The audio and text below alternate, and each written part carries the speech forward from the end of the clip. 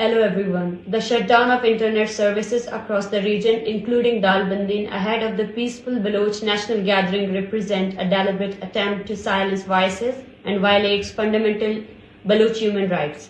This approach is not new. During the Baloch national gathering in Gwadar, the authorities similarly disabled internet services, followed by a targeted crackdown on the event's organizers and participants.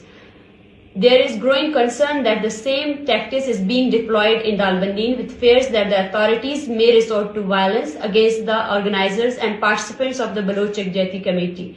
Recently, people across all of the Balochistan are reaching to Dalbandin, including the missing person families.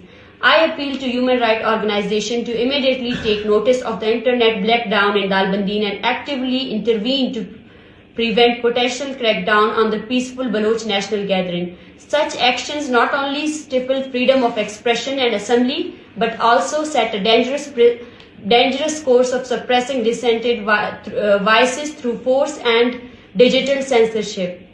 And also, I urge these organizations to pressurize the authorities to restore internet services without delay and to ensure that the fundamental rights of the Baloch people to assemble peacefully and voice their concerns are respected. The international community must not remain silent.